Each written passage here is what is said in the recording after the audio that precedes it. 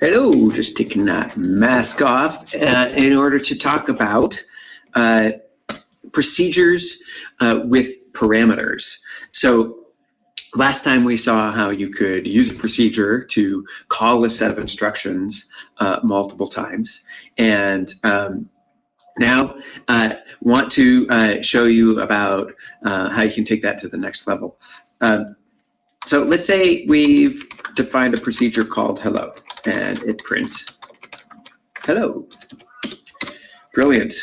And then I can write hello. This all should be pretty familiar and pretty straightforward to you right now. But what if I wanted to personalize this a little bit? Like hello, Joe. Cool. Or hello, Donald. But what if I want to say like I could make this a little more generic and say, or general, and say send the name to the function. And so now I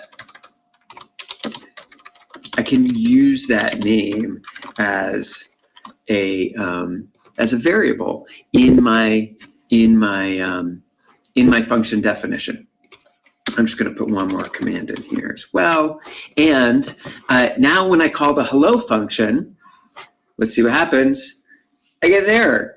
And notice it says here, type error, hello, missing one required positional argument name. So when I called hello, the computer went to go find the function called hello, and it noticed now between these parentheses that there's a parameter. That's a variable that I need to send in when I call it so that the function can work in sort of a customized kind of way. So I get an error because I didn't send any information. So the information I send will go between the parentheses here, and then the function definition will kind of catch that information that I sent and assign it to the variable name, and then I can use that name throughout the program. So now I can say hello to Joe. I can say hello to Donald as well. And so that's how I can sort of customize the function. How about this function?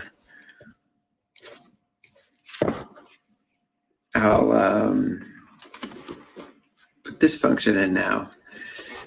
Take a look at this function. How would I call this? I would have to type gen name, but I can't just do open close parentheses. It is expecting a word, so let's put a word in here like boat, and watch what happens when I run it. It prints Bodie McBoatface, boater face. Nice. Okay, and so you can send in anything you want, and it will use this as the word variable. So during the function, every time there's word, that word will appear. Wrong place. Another function we may want to use, you can send more than one piece of information to a function. So here's a function about reporting student grades. So notice the function name here is called report grade, and it's expecting two parameters now.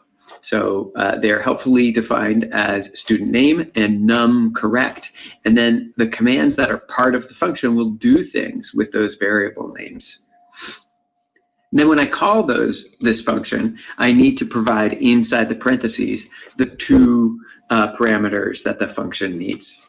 And you have to provide them in the same order, right? So let's just run this so we can see what happens. It'll print out the student name and the number correct based on these instructions. So it would be useful for you right now to take a moment and read over those instructions, make sure you kind of understand what the function's doing. And then when I call that function, like I said, the sequence matters here. So if I do 27 first, and then Sally second, I'm going to get an error because now I'm sending in 27 as the student name, and Sally as the number correct, and then it tries to do a little bit of division with Sally, and that produces this type error. You can't do division for a string and an int. Okay, one more function to show you now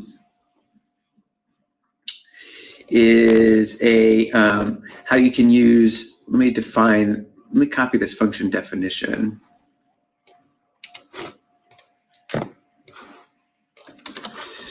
And here you can see, this is actually a long line wrap there. There we go.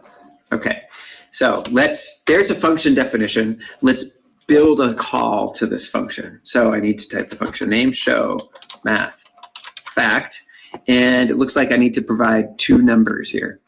So math facts with 9 and 1, and when I run this, gives me it gives me the error message from the Sally thing. Okay, 9 times 1 is 9. Cool. Let's try 9 times 2.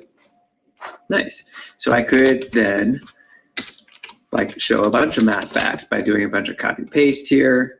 Let's make this a 1, 3, 4, 5. Now I can show a bunch of math facts. Handy. Now I want to change them to 8. Let's do math facts for 8. Well, I could go down here and do an 8 on all of these. However, I can also just send the value of a variable into a function. So I'll say first num gets 9. And then instead of sending this 9 hard-coded into the function, I'm going to just send whatever the current value of first num is, like this. Now when I run it, it should behave the same. In fact, it ran so fast. And now I can just change the 8 here, and it changes them all to 8s or the 7. And so what I'm doing here is assigning a variable to a value to a variable, and then using that variable as part of my function call. That's about it on functions with parameters. Now, you have you've done something like this already, where you've written some code that goes under a line that looks like this. Where have you done that before? I hope you're thinking of CodingBat, right? In CodingBat, you're writing a function definition. You're writing this part that goes right in here. And then CodingBat is calling your function a bunch of different times with different, by sending in different numbers to test whether the function definition that you wrote is correct or not. So in CodingBat, this is the part that you're working on. And so you've already worked some with this idea of multiple parameters in a function. Okay, I'm going to stop there. Happy coding.